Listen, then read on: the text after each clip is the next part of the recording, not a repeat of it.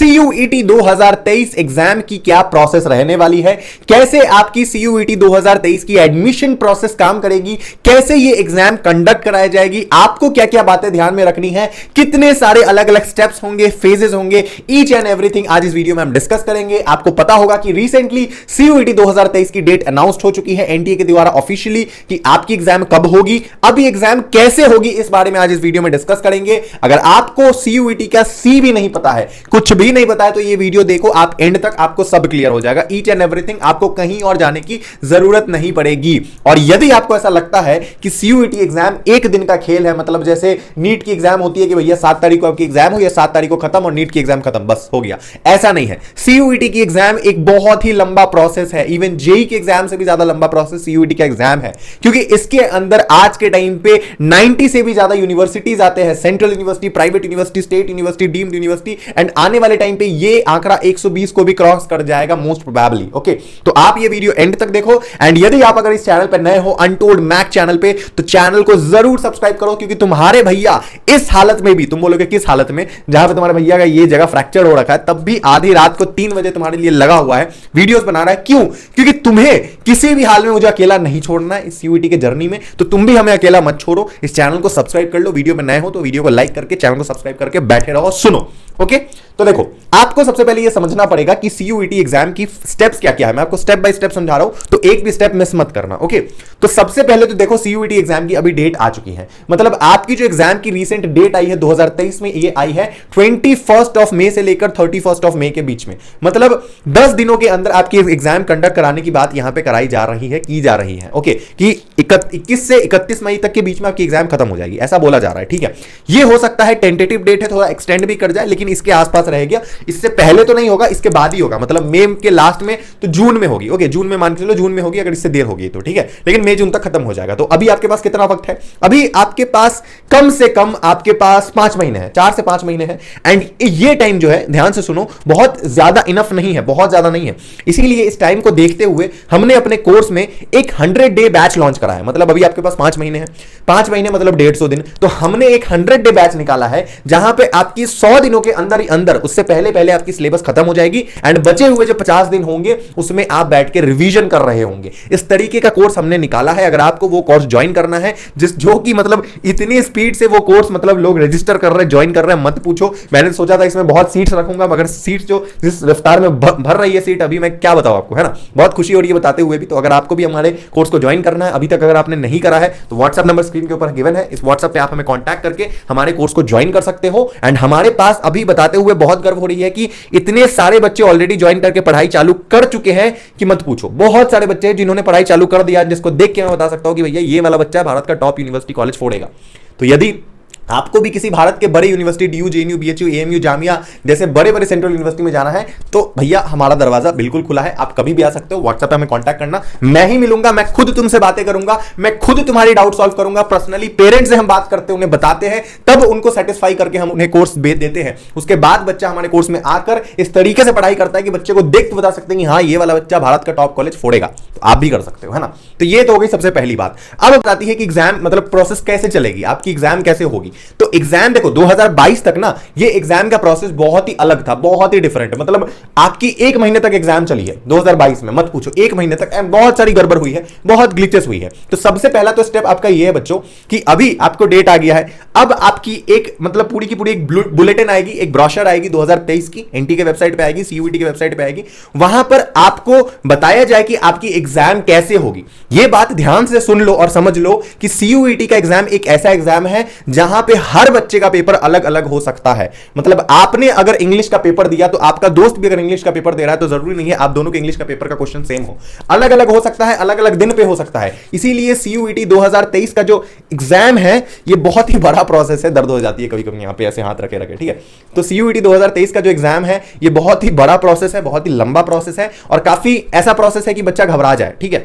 तो देखो यहां पे आपको इतनी सारी यूनिवर्सिटी दिखती है, तो हर यूनिवर्सिटी का अलग अलग यहां पे हिसाब लाभ है। डीयू अपने अलग क्राइटेरिया पे एडमिशन लेती है, बीएचयू अलग लेती है, जेएनयू को अलग पेपर चाहिए, हर यूनिवर्सिटी को अपना अलग अलग पेपर चाहिए। मान लो आपको डीयू में एडमिशन लेना है तो डीयू कह रही है आपको एक लैंग्वेज प्लस 3 डोमेन देना पड़ेगा, बीएचयू कह रही है इंग्लिश और जीटी का पेपर देना पड़ेगा, जेएनयू कह रही है इंग्लिश और जीटी का पेपर देना पड़ेगा, जामिया कह रही है कि जिस सब्जेक्ट का आपको एग्जाम देना उसी का बस एक पेपर तो हो जाएगा।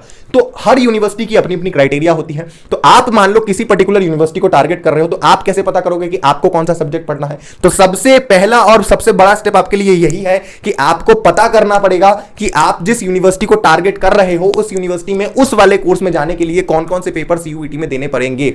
समझे? डीयू में अगर जाना है तो डीयू के लिए हमें क्या क्या पेपर देना पड़ेगा, बीएचयू में जाना है तो बीएचयू के लिए क्या क्या पेपर देना पड़ेगा। अरे इतने अधिक बच्चे हमारे यहां पे डेली पढ़ रहे हैं, डेली डिस्कस कर रहे हैं, हमसे बातें कर रहे हैं, उन्हें बताते बताते क्वेरी सॉल्व करते करते रात के 12 बज जाता है, लिटरली रात के 12 बज जाता है। अभी रात के 3 बज रहे हैं बट स्टिल 12 बजे तक मैं बच्चों की क्वेरी बैठ के पर्सनली सॉल्व कर रहा था। ठीक है, 11 बजे तक लास्ट कॉल अटेंड कराया बच्चों का मैंने। ठीक है, कॉल तो बहुत आते हैं बट जिसका हो पाता है मैं अटेंड करता हूं। ठीक है, तो बात ऐसी है कि आपको थोड़ा अपना सॉल्व करके आना पड़ेगा ये प्रॉब्लम। कैसे पता करोगे? cuet.samarth.ac.in पे चले जाओ, वहां पर आपको ऊपर में यूनिवर्सिटी नाम की ऑप्शन दिखेगी, लैपटॉप में खोल लेना, सीयूईटी की वेबसाइट यूनिवर्सिटी नाम की ऑप्शन दिखेगी, उस पर क्लिक कर देना एंड उस पर क्लिक करके आपको देख लेना है कि किस यूनिवर्सिटी की किस कोर्स में क्या रिक्वायरमेंट है, वो आपको पता लग जाएगा। एंड जो भी सब्जेक्ट आप दे रहे हो, चाहे लैंग्वेज दे रहे हो, जीटी दे रहे हो या डोमेन दे रहे हो, सबकी एक कॉमन सिलेबस होगी। मान लो अगर आपको इंग्लिश का पेपर देना है ड्यू के लिए, बीएचयू के लिए, जेएनयू के लिए, तो सबका सिलेबस जो है वो सेम होगा। और सिलेबस कैसे पता करोगे? वो भी सीयूईटी के वेबसाइट पे चले जाना, सिलेबस का ऑप्शन दिख जाएगा, उस पर क्लिक करना, आपको पता लग जाएगा ईच एंड एवरीथिंग। आपको और कहीं जाने की जरूरत नहीं है। तो ये हो गई आपकी स्टेप जहां पे आपने सब कुछ पता कर लिया। तो अब आपको सीयूईटी की जब एप्लीकेशन फॉर्म आएगी, रजिस्ट्रेशन फॉर्म आएगी कुछ दिन बाद, जब मैं बताऊंगा जब आएगी तब अपडेट कर दूंगा, उसके लिए चैनल पे बने रहो।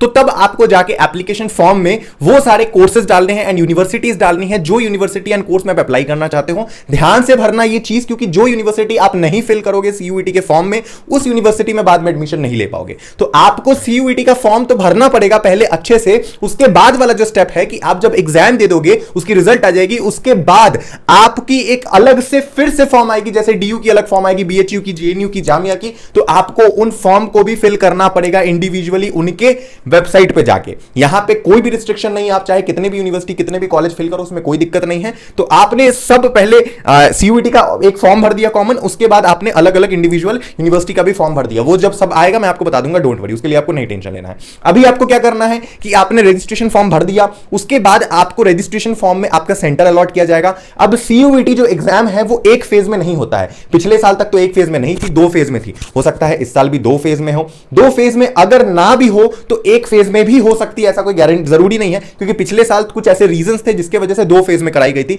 इस साल हो सकता है एक ही फेज में हो जाए। लेकिन एक फेज में होने के बावजूद भी आपका पेपर और आपके दोस्त का पेपर या किसी का भी पेपर अलग अलग हो सकता है। अलग अलग टाइम पे एग्जाम होगा, सबका अलग अलग सिचुएशन में एग्जाम होगा, अलग अलग शिफ्ट में एग्जाम होगा। सीयूईटी का पेपर एक शिफ्ट में नहीं होता है, दिन में आपका 2 शिफ्ट भी पड़ सकता है। मतलब दिन में 2 बार आपको एग्जाम देना पड़ेगा, 3 घंटे का पेपर, फिर 45 मिनट का पेपर, फिर कुछ मिनट का पेपर, 60 मिनट का। वो आपको पता लग जाएगा जब आपकी डेट वो निकल के आएगी, एडमिट कार्ड, वहां पे सारी चीजें लिखा होगा। जब आएगी तो मैं बता दूंगा, अभी मैं एज एन एग्जांपल आपको बता रहा हूं। ठीक है, तो ये हो गई। तो आपने एडमिट कार्ड ले लिया है, एडमिट कार्ड लेने के बाद आप चले जाओगे सीयूईटी के सेंटर पे, जो आपकी सेंटर पड़ी होगी एनटीए के सेंटर पे, वहां पे जाके आप एग्जाम दे दोगे। उसके बाद आपकी रिजल्ट आएगी और जब आपकी रिजल्ट आएगी ना, वहां पे 2 चीज लिखी होगी, नॉर्मलाइज्ड स्कोर एंड परसेंटाइल। तो आपको परसेंटाइल नहीं देखना है। हो सकता है कि जो आपको मान लो कि 100 में से 50 मार्क्स ही आए हो और आपको परसेंटाइल 90 परसेंटाइल दिख रही हो, 99 परसेंटाइल, लेकिन नंबर बहुत कम हो, तो आपको उस पर ध्यान नहीं देना है। क्योंकि देखो, आप भी इंग्लिश का पेपर दोगे, आपका दोस्त भी देगा, आपका दोस्त का दोस्त भी देगा, तीनों अलग अलग दिन इंग्लिश का पेपर देगा, तीनों अलग अलग बैच में देगा, तीनों का क्वेश्चन अलग अलग होगा। तो यहां पे हर किसी का स्कोर अलग अलग हो सकता है, क्योंकि क्वेश्चन पेपर तो सेम नहीं है ना, डिफिकल्टी लेवल तो ऊपर नीचे होगी। तो इसीलिए परसेंटाइल भी ऊपर या बहुत नीचे हो सकती है। इसीलिए परसेंटाइल को नहीं देखना है, आपको नॉर्मलाइज्ड स्कोर देखना है, क्योंकि आपकी जो स्कोर है उसको नॉर्मलाइज्ड किया जाएगा। जो भी जितना भी आपने किया होगा सारे बच्चों का अकॉर्डिंगली मिलाया जाएगा। उसके बाद आपकी एक स्कोर कार्ड तैयार की जाएगी एंड वो स्कोर कार्ड को आपको अप्लाई करना है उस यूनिवर्सिटी के वेबसाइट पे जाके जिसमें आपने फॉर्म फिल करा है। तो इस तरीके से कुछ आपका सीयूईटी का पूरा स्ट्रक्चर काम करेगा, एग्जाम काम करेगा।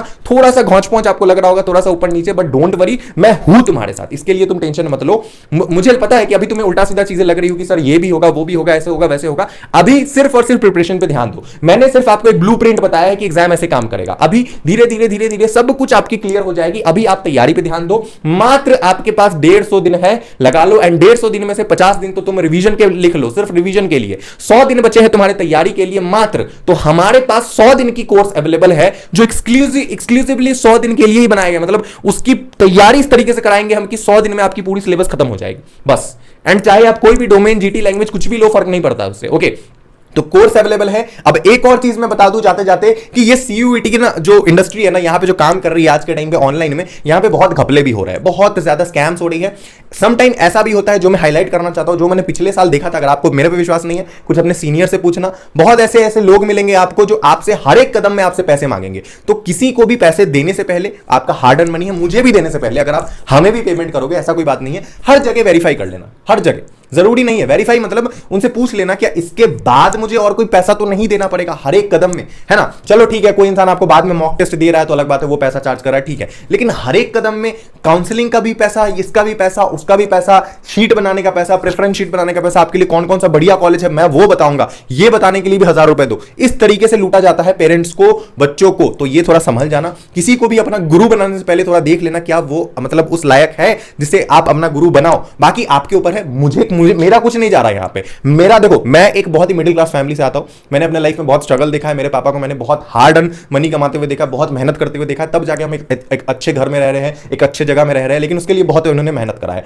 आपके भी माता पिता ने उतनी मेहनत करी होगी आपको यहां तक लाते हुए। तो उनका जो पैसा है उस पैसे की इज्जत करना, थोड़ा सा रिसर्च कर लेना। हमारे पास आओगे तो वेल एंड गुड है, हम दिन भर तुम्हारे लिए लगे हैं, लेकिन अब तुम्हें सीरियसली पढ़ाई करना है। अब अगर तुम ये सोच रहे हो कि ठीक है चलो कोई दिक्कत नहीं है, खुद से कर लेंगे, ये वो ऐसे वैसे, गलती मत करना, कोई भी गलती मत करना। अगर खुद पे थोड़ा सा भी तुम डगमगा रहे हो ना, थोड़ा सा भी, तो ये एग्जाम इतना बड़ा है कि तुम्हारा ईयर गैप चला जाएगा। लिटरली बड़े कॉलेज में एडमिशन नहीं होगा और तुम्हें फिर गैप लेके तैयारी शुरू करना पड़ेगा। बहुत सारे गैप ईयर स्टूडेंट हमारे यहां पे पढ़ाई कर रहे हैं आज के टाइम पे।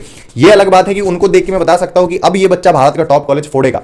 गैप ईयर वालों को इस तरीके का मैंने उस बच्चे को बना दिया है अपने गाइडेंस में, इस तरीके का मैंने उसको मटेरियल्स दिया, इस तरीके से उसकी पढ़ाई चल रही है कि वो बच्चा पक्का है कि इस साल फोड़ने वाला है कोई बड़ा कॉलेज, समझ लो आप। तो अगर आपको भी ज्वाइन करना है तो मोस्ट वेलकम हो, लेकिन अपने माता पिता के पैसे की इज्जत करना। जिसे गुरु बनाना है 2 बार सोच लेना, मैं ही क्यों ना हो, कोई दिक्कत नहीं है, मेरे बारे में सोच लेना, कोई दिक्कत नहीं, उल्टी सीधी बातें बोल लेना, कोई दिक्कत नहीं है। लेकिन हमेशा एक ऐसे इंसान के शरण में जाना जो इंसान आपको वाकई में लगेगा कि वो किसी भी हालत में हो, कुछ भी हो जाए, वो आपको नहीं छोड़ेगा, नहीं छोड़ेगा आपको किसी भी कदम में, क्योंकि वो आपके माता पिता का और आपके मतलब सिचुएशन का, आपके स्टूडेंट लाइफ का इज्जत करता है, वो आपकी फीलिंग को समझता है। ये सब सोच लेना, उसके बाद किसी के पास जाना, बाकी कोई दिक्कत नहीं है।